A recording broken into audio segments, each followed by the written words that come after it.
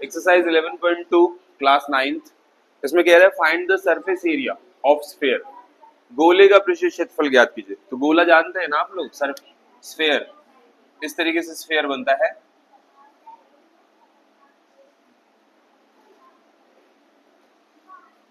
इस प्रकार से स्फीयर बनेगा। स्फीयर और सर्कल में फर्क है, गोले में और वृत्त में फर्क है, ठीक है। तो हमें कह रहा है इसका रेडियस यहाँ दिया हुआ है, त्रिज्या यहाँ दिया हुआ है, इसे हमें बनाना है, इसका सरफेस एरिया फाइंड आउट करना है। तो चलिए सरफेस एरिया फाइंड आउट करते हैं। Let's say this is a circle जिसका रेडियस यहाँ दिया हुआ है 10.5 सेंटीमीटर। तो हमें पता होना चाहिए कि what is the surface area of sphere. तो सरफेस एरिया ऑफ स्फीयर जो है, पहले क्वेश्चन के लिए सरफेस एरिया ऑफ स्फीयर, गोले का पृष्ठीय क्षेत्रफल। यहाँ पे ध्यान देंगे क्या बोल रहा है, गोले का पृष्ठीय क्षेत्रफल, कुल पृष्ठीय क्षेत्रफल या पार्श्व पृष्ठीय क्षेत्रफल। तो मैं आपको बता दूं कि गोले का ना पार्श्व पृष्ठीय क्षेत्रफल होता ही नहीं है, गोले का पृष्ठीय क्षेत्रफल ही होता है, and that is 4 pi r square. तो 4 इंटू 22/7 एंड रेडियस की वैल्यू हम 10.5 लेंगे। 10.5/1 इंटू 10.5/1, डेसिमल 1 प्लेस में है, रिमूव कर दीजिए, एक जीरो ले लीजिए, रिमूव कर दीजिए, एक जीरो ले लीजिए, आसान हो जाएगा आपको कैलकुलेट करना। चलिए करते हैं इसे। 7 1 जा 7, 7 1 जा 7, 7 5 जा 35। और भी कुछ कैंसिल कर सकते हैं तो हाँ, 5 3 जा 15 एंड 5 2 जा 10, 2 2 जा 4, ये हो जाएगा 44 इंटू 3 इंटू 105/10। चलिए मल्टीप्लीकेशन कीजिए, 44 इंटू 3 132 एंड रिमाइंडर 105 से इसका मल्टी कर लीजिए।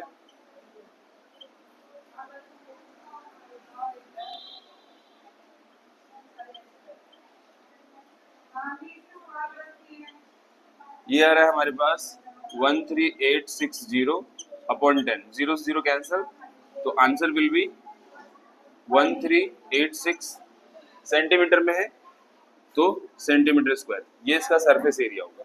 नंबर 3 11.2 का, जिसमें कह रहा है find the total surface area of hemisphere.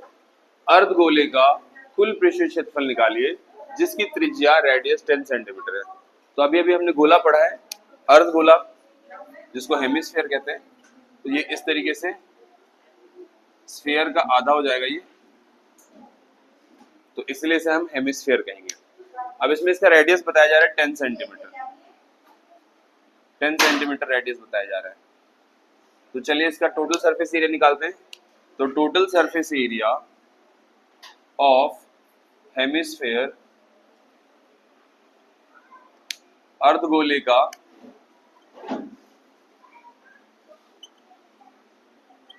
कुल पृष्ठीय क्षेत्रफल, तो कुल पृष्ठीय क्षेत्रफल जो है वो हो जाएगा 3 pi r square, 3 pi r square. तो 3 इंटू पाई की वैल्यू 22/7 और रेडियस आप देख सकते हैं 10 सेंटीमीटर है, तो 10 इंटू 10, 3 से 22 का मल्टी करेंगे 66 इंटू 100/7, 6600/7। आप चाहे तो ऐसे ही छोड़ दें, और अगर आप डेसिमल में लाना चाहते हैं तो इसको डिवाइड कर लीजिए।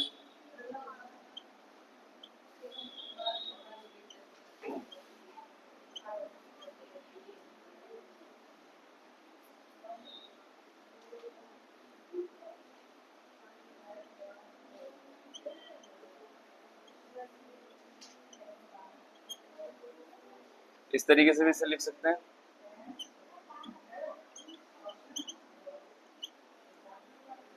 दिस सेंटीमीटर स्क्वायर इतना हो जाएगा, और डेसिमल में लाना चाहें तो आप डेसिमल में भी कन्वर्ट कर सकते हैं। क्वेश्चन नंबर 4, जिसमें कह रहा है कि एक बलून है, पहले उसको ब्लो किया गया है, पंप किया गया है, एंड दैट इज 7 सेंटीमीटर उसका रेडियस है। उसके बाद अगेन उसको पंप किया गया है और अब उसका रेडियस जो है वो 14 सेंटीमीटर है। तो कह रहा है दोनों के सरफेस एरिया का रेशियो निकालिए।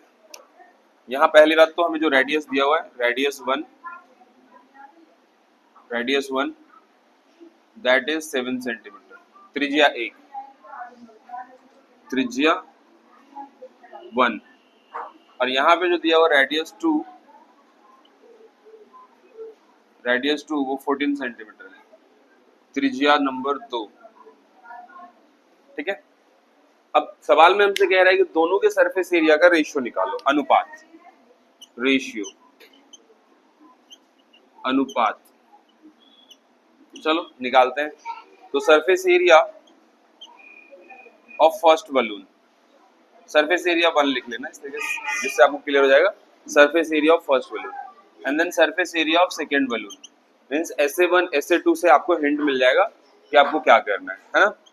तो पता है सरफेस एरिया ऑफ बलून होता है 4 पाई r स्क्वायर, तो 4 पाई r स्क्वायर मींस रेडियस 1 का स्क्वायर, 4 पाई रेडियस 2 का स्क्वायर। रेडियस 1 मैंने इसके लिए लिया है और रेडियस 2 मैंने इसके लिए लिया है।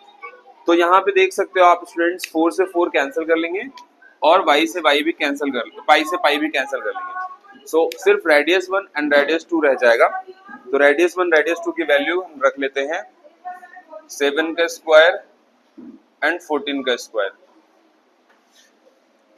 7 का स्क्वायर एंड 14 का स्क्वायर। तो आप इसको आसान और बना लो, 7 इंटू 7 2 टाइम मेंशन कर लो, 14 इंटू 14 2 टाइम मेंशन कर लो, 7 1 जा 7, 7 2 जा 14, 7 1 जा 7, 7 2 जा 14। ऊपर देखते हो 1 इंटू 1 तो 1 रहेगा, नीचे 2 इंटू 2 4, तो रेशियो क्या होने वाला, अनुपात 1:4। ठीक है, तो इस तरीके से हम इसका अनुपात आसानी से निकाल सकते हैं।